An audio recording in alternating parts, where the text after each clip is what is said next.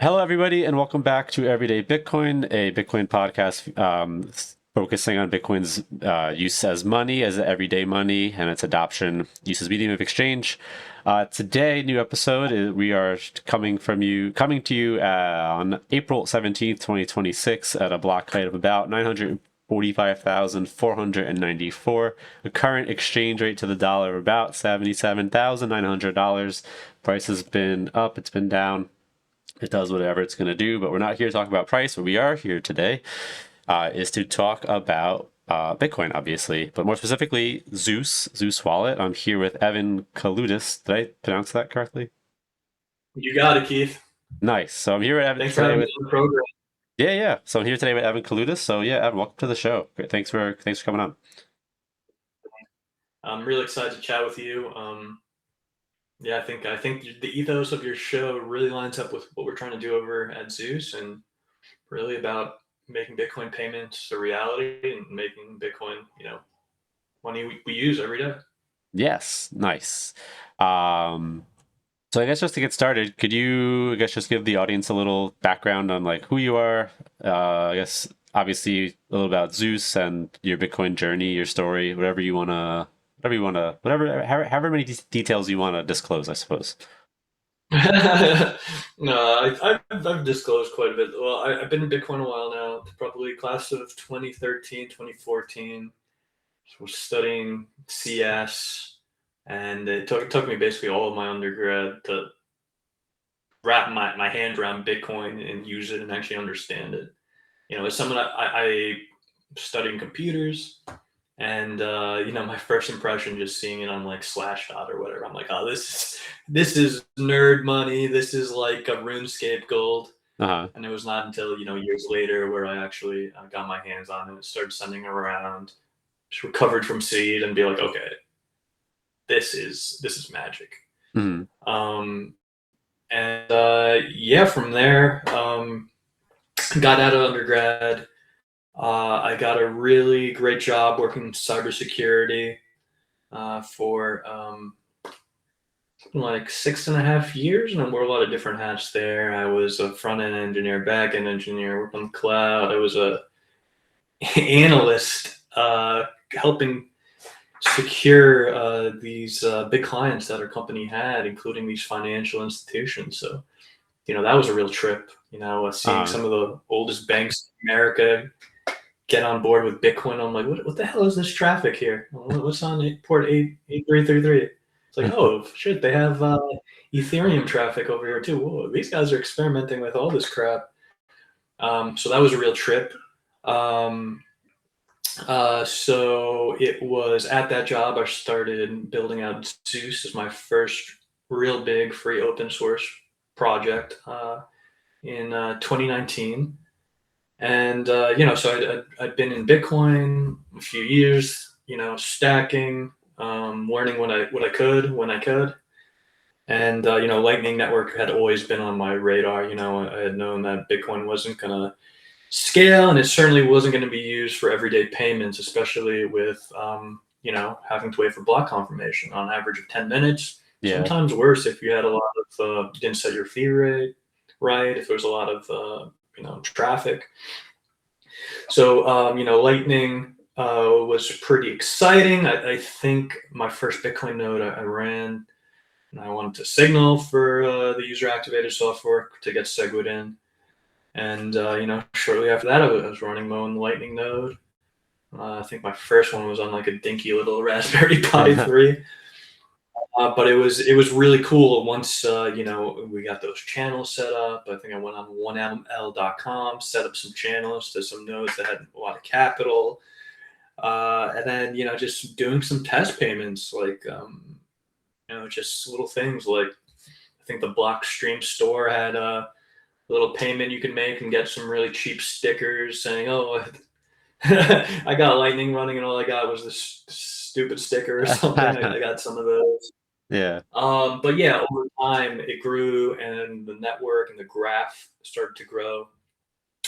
And I thought it was pretty cool that I could earn a couple of sats here and there by facilitating these payments, by being in the middle of these payments and being a routing node. But for me, it really wasn't about that. It was about, having the power of this thing in your pocket. And, I knew the point of Lightning was really to make those in-person payments. So I'm like, okay, I've been working as this engineer. I got my bearings. I wanted to do a mobile app, using the React Native framework, which I'd worked on React for the web. And I just sort of built this thing to scratch my own itch and basically check in on my node, see how it was routing, how my channels, if it was all connected, just on the train to and from work every day. I'm like, okay, there's no place I could spend this Bitcoin in New York, really, other than an ATM to switch me out, which I didn't want to do. But maybe one day I'll be able to use this to actually make the payments, and the circular economy is going to kick off. And just over the years, it slowly built up over time. We got contributors looking at it, people using it, users providing feedback. And then, over those years, I had sort of made a foray more into the Bitcoin space. I worked at Kraken for a year and helped them with their Lightning Gateway so that users can deposit and withdraw Bitcoin via the Lightning Network. I did some contracting work for about a year and a half, a little less, at Lightning Labs.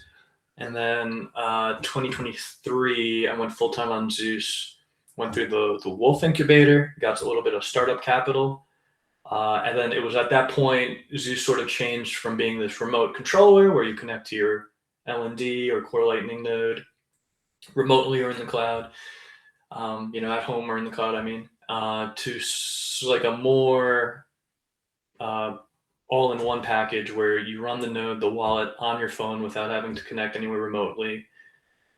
We started launching our services like the Lightning Service Provider that helps you get channels so you don't have to, set up your channels in advance to start sending and receiving payments. Then we started slowly building out our team. And now our big push as of late is the latest release of Zeus version 13.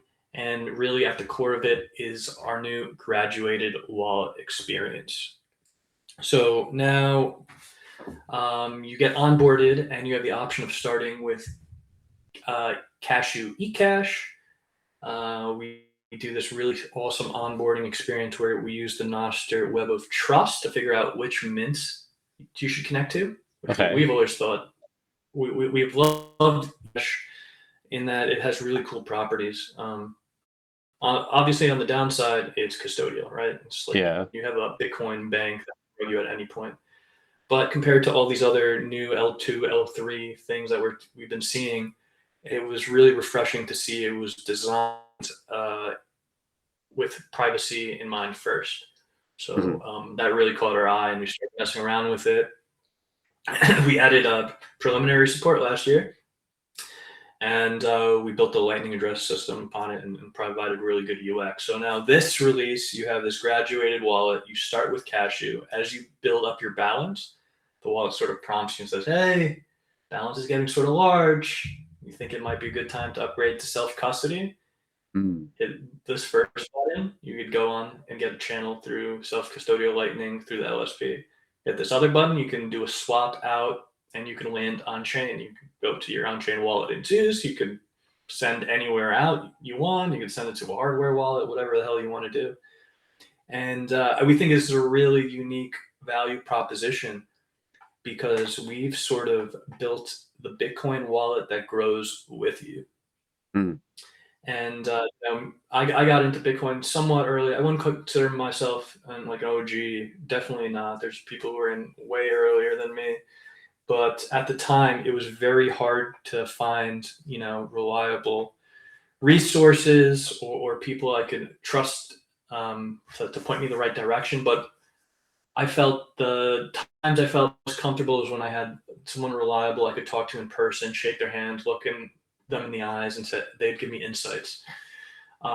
Today, I feel like that's not as necessary as there's so much information. But I really think that of this person who guides you I call this the Bitcoin Sherpa. I think your wallet can play that role. It can point you to educational resources. It can tell you what all these concepts are. What is eCash? What's Lightning? What is on-chain Bitcoin? And it can sort of grow with you. So instead of saying, hey, you started with this wallet. Now you have to go through this entirely new experience, this new interface. You sort of have this familiar basis, the same wallet. It just unlocks more features, more functionality, more controls as you go. And, it really doesn't force you. If you're not ready to upgrade, if you're okay keeping these large balances in eCash, you can just dismiss all the warning and say, hey, Bitcoin Sherpa, I'm good, dude. This is not a lot for me. This might be a lot for the next person, but I'm really good for now. And, it'll go again and prompt you when you've hit the next threshold that we think is important. So it's super unique in that regard. So the Graduate wallet is at the core of it, but we've also made all these other very interesting engineering improvements, just in terms of the architecture of the app. We originally wrote the app with Cashu TS, which is a JavaScript, TypeScript based Cashu library, and we rewrote everything from scratch using the CDK Cashu Dev Kit library, which is a Rust binary, and we got really good performance out of that. And then the other big piece is the node in the phone that we added in 2023 is based on LND, which is great. It's a powerhouse. It's definitely the way I recommend to run a Lightning node today, at least. But on mobile, it's a bit heavy. It has connectivity issues based on how it privately fetches everything. And we're putting a more lightweight node in the phone option in LDK node, which is also a Rust-based library, stands for Lightning Dev Kit. So we've added a lot of Rust. We've really optimized the performance of everything. It basically will work on any smartphone with any internet connections you can imagine. Hell, even if you're offline, you can still receive and send Cashu tokens. There's caveats to that. There's trust involved. But in people in the poorest places in the world that barely have connectivity, they can still transact with Bitcoin now, which is really amazing.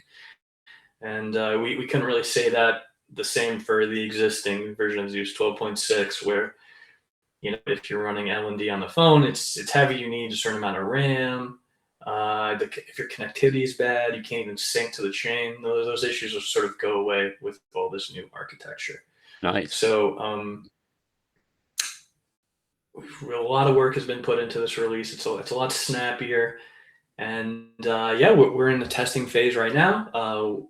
We talked a little earlier. When's the podcast going to drop? It might be out on the app stores right now, but as of the time we're talking, for the current block height, we're in beta testing right now. And hopefully in the next week or so, it's going to be on app stores for everyone to download on iOS and Android. Nice. Well, thanks for all that. That was a lot of good details, a lot of good info. A lot of things I'd like to explore there. So you said, you're class of 2013, which I would say you are an OG. At least, obviously people came before you, but for the vast majority of people, I'd say you're pretty OG. Definitely for me. And then you said 2019 is when you started on Zeus. But real quick, so you said when you were working in cybersecurity, there were some big banks that were already dabbling in the cryptocurrency space, like 2016, 17 time. Wow, interesting. I had no idea. And then is there a reason why, because Lightning, though, was published in 2017, if I'm not mistaken, is there a reason why you waited till 2019 to decide to start on Zeus, or is it just like a time thing? This time thing, I believe it wasn't until like a year later until we actually had mainnet for it. So like 2018 really got into it, and then everyone was sort of dabbling around. But yeah, there were definitely a couple of wallets that came before Zeus in that timeline. But yeah, I guess that's just around the time that I decided to dive in. But yeah, I guess summer of 2018, I was starting to mess around with it. But it took it took a little time to get that confidence to actually hit that publish button for our first release. Yeah, I'm But sure. if you're building something new, like I just encourage people, just get it out the door when you think it's safe enough, at least from a security perspective. I see a lot of people. Um, AI is such a great tool, and it lets you iterate Hmm. so quickly and prototype really quickly. Um, Security is super important. That's the one thing you don't want to overlook. But other than that, I think it's so important for people to just get their ideas and their products out the door and get that flywheel, that feedback loop out as soon as possible. Uh-huh. Right? Like you're gonna probably be too close to it. You're probably not gonna be using your product the way that hundreds of other people do. And the sooner you also get it out there, the sooner you're gonna have people actually combing through the code, potentially submitting PRs to make it better. Um, so yeah, I mean, obviously security is like a whole other crazy domain, and you might need to have or seek out some people that. I mean, depending on the project. Obviously, if it's a wallet and you're talking about people's money, Yeah, it's a big deal. that's paramount. Um, but other than that, the feedback loop has been critical to us, and listening to our users and getting feedback and not taking anything to heart and just being focused on making the product better um, has really been imperative for Zeus's success to date. Absolutely. That's great. That's awesome. Admittedly, I don't use Zeus too much. I want to start using it more, so I'm excited for version 13 to come out. In Oh yeah, general, this is perfect for everyone. Listen, we still have a lot to iterate on. There's a lot of UI changes that we're going to be iterating on in the following major release. mhm, But we finally think that performance wise, onboarding wise, this is a super powerful wallet that starts easy enough that you can give it to your grandma. that's awesome. And it really has upset me a lot of the different experiences that we've seen where wallets have had to like leave markets. I mean, Hmm. after the conviction of or at least after the arrest of the Samurai developers, a lot of people left the U.S. markets.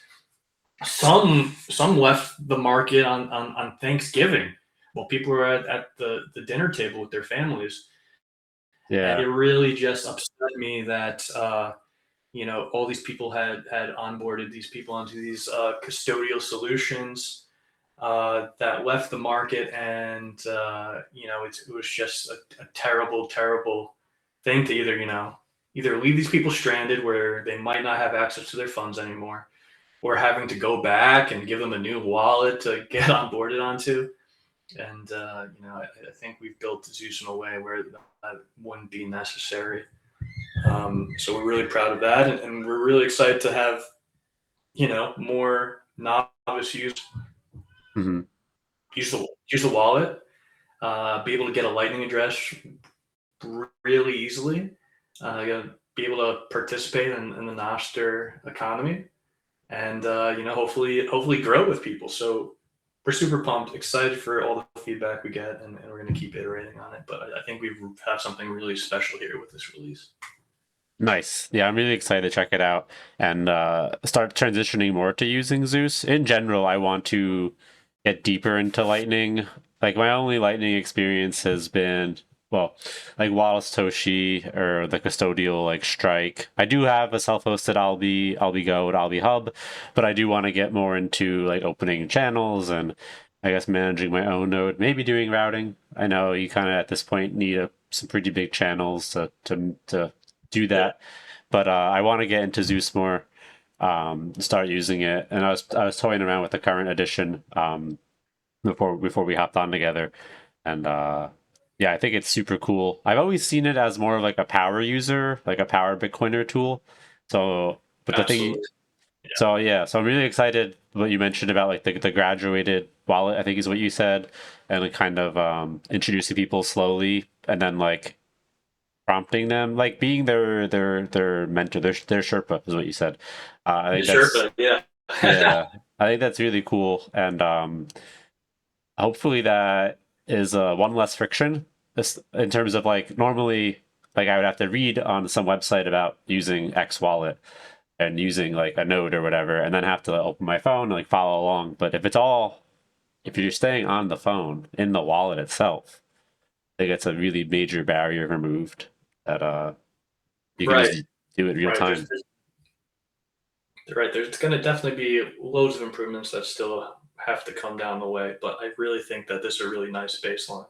Hmm. And yeah, I think we're just like in a super unique position to like offer this sort of product. Like we did start as the cypherpunk node runner thing, right? And then we've just been gradually lowering the bar. Node in the phone, LSP, and now the graduated wallet.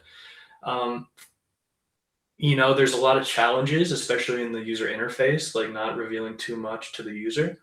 There's Uh-huh. something we're still thinking about and planning on iterating on. But on the other side of the flip side of it, I think it's so much more difficult to do it the other way around. Like, how are you going to be like a custodial wallet and try to take someone to real self custody and set them up with their own real node? Like, it's a much more difficult endeavor, I think. So we welcome the challenges that we have, but we think we're also super uniquely positioned to offer up this wallet that's really one of a kind right now. Hmm. Yes, I think it's always great to challenge ourselves and push the limits of what we can do, what we think we can do, and just create obviously a really great product. So super excited to test out the version 13 of Zeus. In terms of so I here in North Jersey, I started North Jersey Bitcoin a couple months ago, and I've been trying to build a community, not only a meetup and like just like orange pilling, but an actual like Bitcoin community of people and of businesses. So do you think is Zeus something that I could onboard version 13 would that be a quick and easy way to onboard a merchant with to accepting payments, you think? Absolutely. I think it is going to be wicked quick to start up, especially with the new LDK node. It's going to be wicked cheap to set up, as they can just get set up with Cashu to start, and you really don't have to worry about them about the balance. The Sherpa is going to kick in and say, guys, do you want to go to your on-chain wallet? Do you want to go to self-custody, Lightning? And then on top of that, despite having a really simple, clean interface where you can just type in an amount, easily denominate all your charges in dollars. We also have a dedicated point of sale mode within the app. You Yeah. can track your inventory. You can say, hey, what products are at what prices, have them easily pressable. And yeah, whenever they're ready to upgrade their setup too, if they want to get their own dedicated Lightning node, like some of the merchants that we've onboarded use, they can do that too, and they can still have all of their products prices in there as well. No problem at all. So yeah, we're really excited. I think the main difficulty was, besides the LSP and having to get channels up there. Listen, we're really proud about like how cheap we were able to get the cost down with different setups. But still, most people still don't want to pay even $5 to get set up and try something new. So Yeah. the Cashew stuff really eliminates that. And for us to get out of the experimental mode and really solidify our implementation is really big. But also just the new node in the phone, how quick it is to start up within just seconds. Not having to worry about having good internet or sync the block headers like the old embedded LND node, which is still there for users who want it. We're not rugging anyone. Hmm. I just think that this new LDK node is more conducive, and less technical and less concepts to understand and better UX for most people's needs. Okay. And it's something we're going to keep iterating on and adding the features that we want to see to it too. But yeah, I just really think that the average person is going to have a much better time with the new version of the wallet. So we're really excited to see the success stories that come out of it, and Yes. hopefully more merchants. Yeah. Oh yes, for sure. It'd be great. Yeah. So with Cashew, the person I guess in this case, the customer on their end, they can send just even out of like Cash App or Strike or something, and the merchant side. Absolutely. Okay, that's Yes. awesome. So Cashew has really cool properties, right? You have this token based system, and this opens up a whole world of functionality that you didn't have before. First and foremost, I think it's the gifting and online, offline sending and receiving. These tokens are so cool. You can post them in a Nostr node, and someone can copy and paste it into their wallet. You can print it out onto paper, and you could give them a Bitcoin bill, which Ah. printing a whole we're printing a whole ton out for the Bitcoin conference. We're going to have 7 different designs, some that we've done, many from our friends and artists that we really look up to in the space. And we're going to be just giving these bills out at the conference and around Las Vegas and see how easy we can make this onboarding experience for servers. And we've got this really novel QR code where it's takes you to the Zeus website if you don't have a wallet. You get onboarded there in just a minute or two. You go back to the webpage or you scan the QR code again in the Zeus wallet, and you can import that money, get set up with the mint that it belongs to. So that's really cool. But going back to your original question, sorry, I've been going on a lot of tangents. Oh, you're fine. I love it. But you can transfer the eCash in that token form and just send it back and forth. But really, all of these mints, they really by default, just by the standard, they're all connected to their own Lightning nodes, so they can all send and receive via Lightning. So anyone else participating with the merchant making payments to them, they're not going to know that the merchant is, receiving it as Cashu. It's Lightning that is the lingua franca of the Bitcoin payments economy, and that's not going to change anytime. Just have so much momentum. It's just that people are going to come to the table with different flavors. Some people are going to run their own node. Some people are going to run a node on their phone. Some people are going to use Cashew. Some people are going to use other L2 custodial systems like we've been seeing left and right. But at the end of the day, if we all know how to talk to each other, then commerce on great scales can occur. So Nice. it's very exciting to see play out and grow out in all this Yeah. very unique way. Is Cashew considered layer 2 or layer 3? Or is it kind of like a weird thing? So people don't really like to call it a layer 3, but it lives on top of Lightning, I would say. Yeah. I wouldn't say it's a pure Bitcoin layer. It's like, it's a custodial thing. I'll refer to it informally as like an L3. Okay. But Like a sub L2. it's just a custodial thing, but it has quite good privacy, and it's really easy to level the trade-offs with users, and we really love the privacy that it affords people. I really don't think any of these other systems that are coming up, Spark, Arc, namely, have really bad privacy compared to eCash. And yeah, that's one of the main reasons we decided to go down this path. Nice. Yeah, I always hear that like Satoshi, which uses Spark, is like super duper not private. Though I don't know how to learn more about what exactly is being leaked or visible. So I do want to look into that further. And ideally onboard somebody. Oh, sorry, what? Well, yeah, I mean, listen, the Spark stuff is a real can of worms. At its core, it's really cool technology, and it can offer up really awesome user experiences. but people really need to be aware of the trust trade-offs with the technology at its core. It's an account-based system. The providers are it's a really small core that have worked together, and really at its core, it's really just marketing gymnastics to try to pass it off as self-custody to the regulators when it's really not.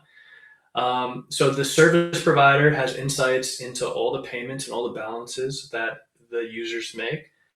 And I think that's going to be a bit unavoidable moving forward. But to make matters worse, implementers such as Wallet of Satoshi and the new Tether wallet that just came out a few days ago have implemented it worse than it has to be, where the Spark account numbers are actually embedded into the invoices, so that if you receive a payment using Wallet of Satoshi or the new Tether wallet, anyone who you share an invoice with can look up your entire balance and your payment history. So I don't know why these institutions, these developers are making the privacy on Spark even worse than it is, but they need to be called out on it, and at the very least rectify it and implement it how at the very least how it should be, so that not everyone you interact with has your whole balance, right? The service providers will still see it, unfortunately, but you don't really have to give out how much you own to everyone you transact with. That's just absurd. Yes. And you don't have to. There's people like Breeze and the Breeze SDK, people like the Blitz wallet, like they don't expose the Spark account numbers like Wallet of Satoshi or Tether have. So it's a real baffling decision. I'm not sure if it's a regulatory. I'm not sure if it's lack of engineering prowess. But it is a real head scratcher, and I just want people to exercise caution if they're playing with those wallets. Stay away from those two specifically for now, at least. Yeah, for sure. Something to keep in mind. What was I going to say? It is real. So I know Primal as well, just to go into quickly into Nostr. So they just incorporated Spark to do their self-custodial wallet. So Yep. do you know by chance when you're zapping? Obviously, it's all public, so everyone can see the zap. But do you know, is that info also exposed when zapping? Could you easily see someone's Primal wallet balance? Would you know? No, so Primal, I believe, have done their integration with the Breeze SDK. So you can't really tell their balance. Obviously, the zaps that are the default public zaps, right? Yeah. Those are recorded to Nostr relays. But no, I don't think it has the same affliction. I think, at least for Primal, it's a step in the right direction, because previously they were just using custodial strike accounts. You get set up, they would cut you off, and if you didn't KYC with them. So it is a step in the right direction, but I think there's a scary reality where, Spark, the company, might require everyone who has an account to KYC or lose access to their funds, which would be scary. That would be terrible. terrible. At the very least, to answer your original question, no. Like, if someone has a Primal account in their Nostr bio, you can't look up their balances.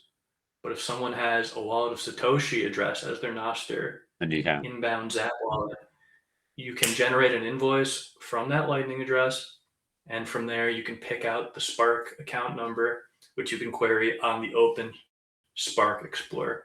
Oh, it's really, really baffling, but when it's sort of at the crossroads of this other like Web3 DeFi world, the Ethereum world, where many people think of it as a feature that, oh, look, everything's on the ledger. Oh, you can see all the different balances I have across all these other tokens, and it's really antithetical to what we're trying to build at Zeus and what the world that we want to see in terms of Bitcoin payments. So it's upsetting in a lot of ways, and although all we can do is try to build better alternatives, and inform users who might not know as much, or that might be misled by just misleading marketing. All good things to know. Okay. What was I gonna say? So back to Zeus. So Cashu, you can just instantly download, start accepting. But if someone wanted to accept Lightning, you would have to open a channel, correct? Or you can No, use. you can accept Lightning payments on the Cashu layer. Okay. You'll generate a Lightning invoice, and it will fill up your Cashu balance. So you can have a Cashu-based Lightning address through Zeus too that you could put in Nostr, and people are zapping you. It all happens over Lightning, but the balance is held on a Cashu mint. So for all transactions, we can basically use that Lightning layer. Okay, cool. I'm just thinking like in terms of if I'm like at the coffee shop, and actually I decided to also kind of start like a business where I would ideally get a business set up with like BTC Pay server on their own self-custodial node, but as a fallback, because most businesses, like my rock climbing gym for instance, they didn't want to do that, but they want to get their feet wet. So I was like, great. And unfortunately, I guess I got them set up at Satoshi as the quickest and easiest low friction, but I'd love to switch them over to Zeus when the version 13 comes out. So I guess it's more so me being able to talk to the merchant and be like that, telling them, I guess just being open and honest and knowing and telling them if, since it is Cashew, if they are trusting the mint with their funds, or versus just saying that like strictly you are in control of your funds. So in this case, Right. they would still be trusting the mint, right? Yeah, out the gate, if they're using the Cashu mode, for sure. But if they want to just get a channel on their node, then they start to eliminate that trust, which is really nice. I think for a business that might have multiple checkouts and multiple terminals, nothing's really going to beat having a remote node or BTC Pay. Yeah. That different. If two Bitcoiners come to the bar and two baristas are preparing their stuff at the same time, like, and it's really not great UX if they're like, which is the phone that has a Zeus wallet on it, But once you have a remote interface, everyone have each point of sale station could have their own connection to the node, and that could all be Zeus if they so choose. But Awesome. there's plenty of great ways to do it. Awesome. Yeah, I'd love to start being able to recommend Zeus as a quick and easy way to get merchants onboarded. And I'm pretty sure you do have Bolt 12, correct? For like a static QR code. This is a fantastic question, Keith. So previously, 12.6 Zeus, you can only use Bolt 12 if you had a core Lightning node as your remote node. Okay. But now that we have LDK node built in, we have full Bolt 12 support. So it's really not great for receiving when you're offline. We still recommend people use the Lightning address system. But if you want to make Bolt 12 payments, you're ready to go now. There's still some things we want to do under the hood, including upgrade some of our LSP stuff to make things a little bit smoother. But as long as you have an LDK node on your phone, you can basically make those payments. Okay. And then when you say that, like for offline, it'd be better to use the Lightning address, do you mean the @Zeus Pay address? Yeah. So the QR. Okay. So what you can do right now, there's a couple different modes we have for Zeus Pay. One is our self-custodial Zap blocker, which has been a little controversial over the years, but it was for a first of its kind. We use HODL invoices for that. I think the most common one is our Cashu Lightning address, which is super novel but super easy to get set up with. And then for really advanced users who might have their own remote node, we also have an NWC mode where you can set up your Zeus Pay address to point to your remote node, which is really cool.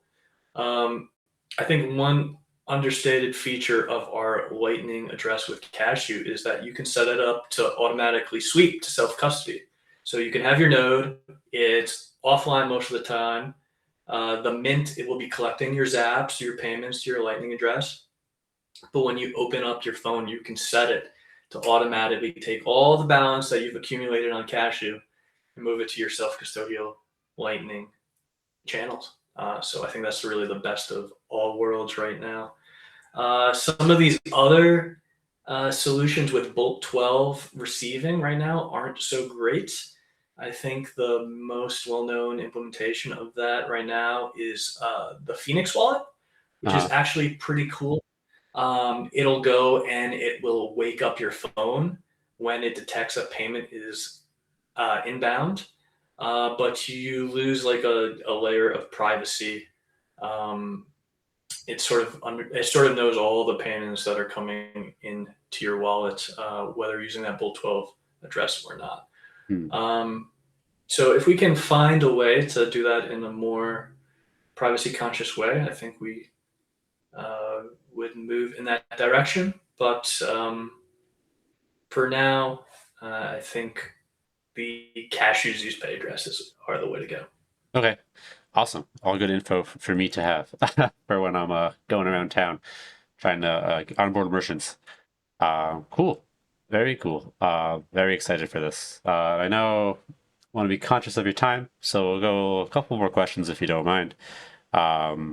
Cool. More so, I'd love to get your thoughts on more I guess more generalized Bitcoin as a medium of exchange. What do you think right now, at least in the US, is the biggest roadblock to more medium of exchange Bitcoin adoption? So number one, I'd say more than anything, right? It has been the merchants. The number of merchants out there has been really, really low. There's been a lot of grassroots efforts to increase that. And I really think we've got a really nice kick in the ass, a nice turbocharge with all the efforts the good folks at Square have been doing. Yeah. And they've been slowly moving to automatically onboard all the merchants. I think that's going to be massive. I think that's huge. And I think it's like a bit of a chicken and an egg, but the consumer side is getting there. There's a lot of good options. Now the merchant side is growing. I think that's number one, first and foremost. I think there's a lot of challenges with where we're at with retail in general. And I feel like it's sort of twofold. I feel like, number one, the average person, not just in the US, I mean, probably in the US less so, but in the world is probably pretty broke and living paycheck to paycheck. Yeah. And volatility of Bitcoin is a big challenge. And there's a really interesting tension between trying to alleviate that and potentially go a stable coins route. But at the same time, that goes against everything we've been trying to build with Bitcoin. And if we're just building systems to strengthen the fiat currencies, to strengthen the dollar, then all of this is for naught. Yeah. And I think that's a very short-sighted.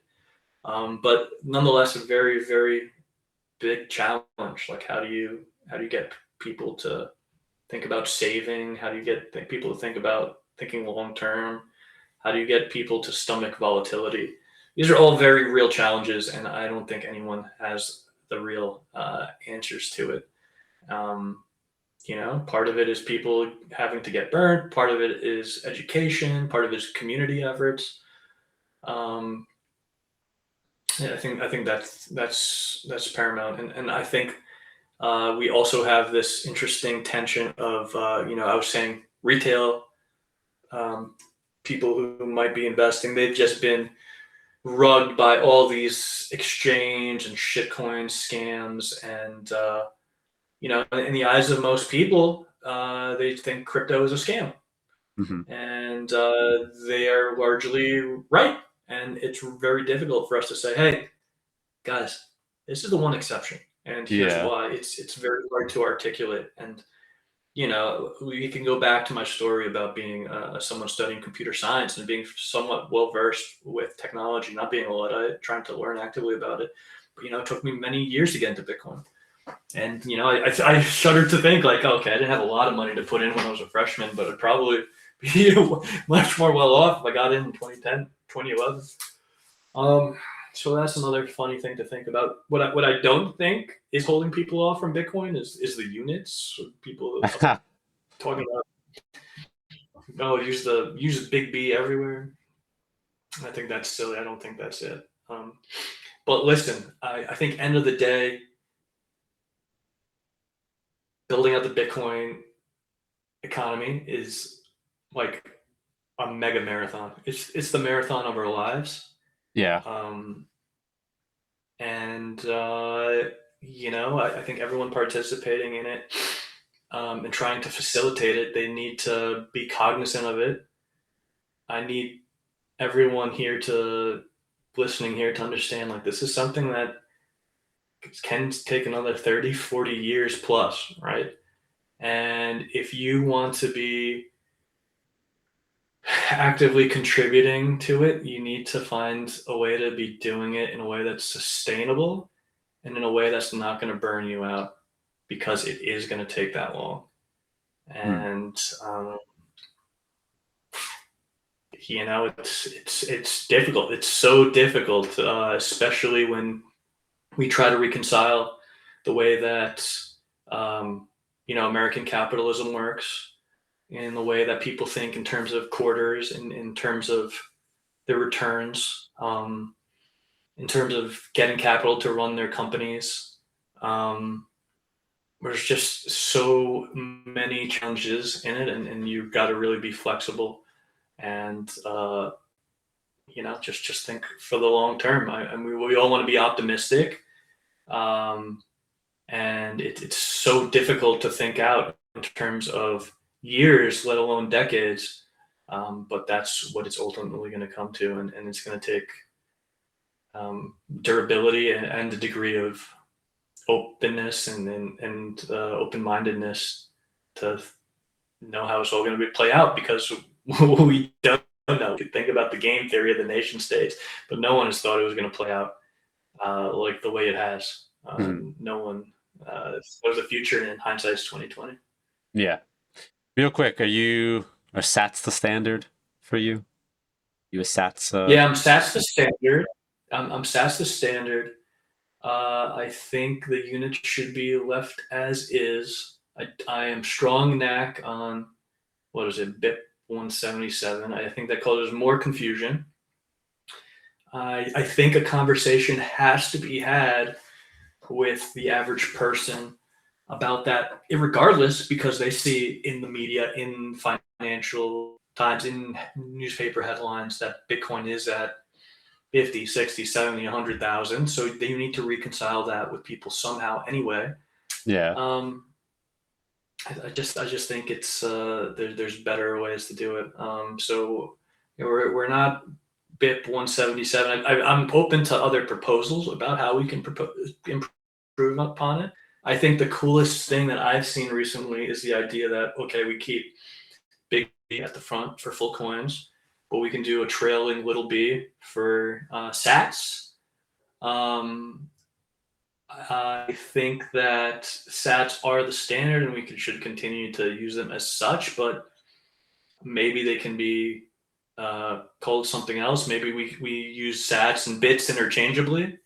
But I don't know. I think the pricing and the 21 million meme are pretty firm, and we open up a whole can of worms. And I think there's like a lot of crazy parallels if we think back in history and think about how language has been manipulated. If we think about how terms have been redefined to suit different people's, different agendas, and all that stuff rubbed me the wrong way. There's so many other brilliant approaches that we can take. We don't need to say there's 2.1 quadrillion Bitcoin or whatever. Yeah. It's not. anyone who's accepting Bitcoin who makes that plunge and is open to it is not going to get wrapped up on, oh, that's what a Satoshi is. I explained what a Satoshi is to a 65-year-old guy I onboarded to Bitcoin, and he's like, oh, I get it. It's like cents to the dollar. Yeah. There's a whole lot more of it. Exactly. It takes 2 seconds. One way or the other, you're having a conversation. Either they're going to be like, what's a Satoshi? Or why do I have 30,000 Bitcoin for this transaction? Am I loaded now? One way or another, you're having that conversation. Yeah, exactly. So why throw away all of this great history and mimetic content? It just seems silly to me. I don't know. We'll see how it plays out. Obviously, big players like Square are on the BIP 177 train. Yeah. But sats are the standard. So how it plays out. I agree. Sats are the standard. But yeah, it is kind of a bummer that Square is doing the 177 route. And like, if that is a major catalyst to more mass adoption, unfortunately, the newcomers will know it as that and won't know the history and know it as what it should be and what it in the sats. And I've also seen that the I guess the preceding or the Bitcoin symbol before the number as in full coin, and then after, or even just lowercase or after as sats. I think that could be good. And yeah, I agree. It's very easy to quickly just tell somebody, oh, it's 100 million sats per Bitcoin, like 100 cents per dollar. And they instantly get it because it's not hard. Yeah, it's not crazy. It's something that's definitely been frustrating. I think maybe we have the opportunity to do something and lead by example in the Zeus app. Obviously, we never fully get rid of the ability for you to display sats as SATS, but who knows? Maybe we throw our own sat symbol in the mix and we see how people respond to it. So that could be fun too. Yeah, for sure. And I also think, just to wrap up this note, that 21 million is a number that you can conceptualize in your mind, but 2.1 quadrillion is not a number that someone, at least I don't think anyone can conceptualize that. Absolutely. And listen, I don't think that the sheer scarcity of Bitcoin is going to bring everyone to the table, but it's so important, especially in today's world, especially with the insane money printing that's happening right now, the increased money printing that we're expecting to come down the pike, to dilute that part of the message. And I think it's a very, very slippery slope going down this path. And I think it's something that people are right to be steadfast about and not to want to compromise. Yeah. But it's okay. At the same time, we also need to realize that, people who are going with this approach, they have a different perspective than ours. We hope that the idea doesn't succeed, but, they're not necessarily bad people or they might be out doing other great things. We just have a difference of opinion on this thing, and people are going to feel passionately about it in both ways.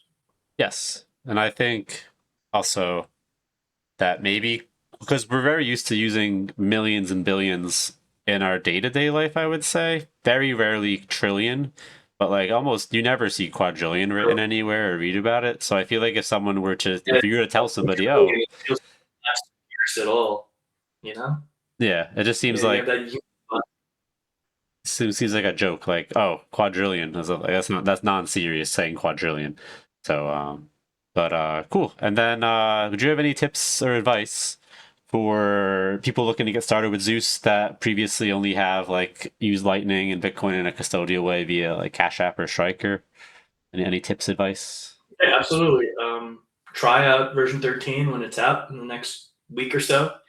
Love to get feedback. We're really responsive both on our support email, on our Telegram chats, on Nostr, on Twitter. But yeah, you don't have to start large. You just wet your feet, put a couple dollars in it, get your Lightning address, get your new 12-word seed LDK setup, and just try it out. We think that the experience is second to none now, and we're really excited to get this in the hands of many, many more Bitcoiners. Nice. Good stuff. And then, if you don't mind, I started doing this at the beginning of the podcast, and the past episodes I kind of forgot. But I'd like to ask the guest one non-Bitcoin related question. So, what makes you lose track of time? That's ideally What makes me lose track of time? Yeah, that's ideally not Bitcoin related, but it can be if that is the true answer. I mean, listen, I'm a workaholic. I definitely lose track of time in the day trying to do everything, but no, just spending time with my family, hanging out with my kids. Life goes by really fast. The days stack up, and I just try to reflect and be grateful for the time, but also realize that it's all slipping by 1 second at a time. It has really made me reconsider all my priorities and consider what I say yes to, but more so what I say no to is become more important than ever. Yes, hard agree. And then before we wrap up, is there anywhere, where can people, if anyone, if you want to tell people where they can find you, follow you, any last words, any last things you want to say? Yeah, absolutely. So we got a brand new website, Zeus LN, for LN is Lightning Network, is ZeusLN.com. Brand new Zeus website. You'll be able to get the new version of the wallet there. The beta's on there. We also have a lot of white glove services for businesses. So if you're a merchant, you're looking to accept payments, you need infrastructure set up for your company, you want to do routing and make some fee revenue on that, we can help you there. There's a lot of contact forms to check out. But we have our links to our Nostr accounts, our Twitter accounts on there, ZeusLN on Twitter, Zeus at ZeusLN.com is our NIP05 on Nostr. And like I said, we're on Telegram, Nostr, Twitter, GitHub, wherever you can find us. We're always listening and trying to improve and keep improving on the product. Yeah. Mm-hmm. Nice. Love it. Well, Evan, thanks so much for coming on, and maybe we'll have you on again at some point later on in the, maybe, I don't know, 6 months to a year, see how things are going with Zeus, and yeah, I don't know. Yeah, absolutely.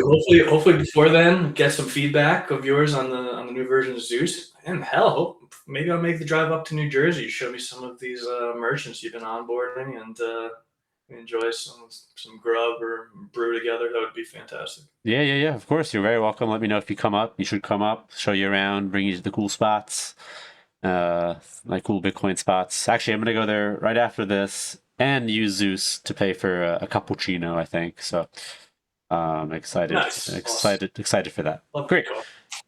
Cool. Well, thanks everyone for listening. Thanks again to Evan for coming on, and yeah, catch you guys in the next episode. Bye. Cheers, all.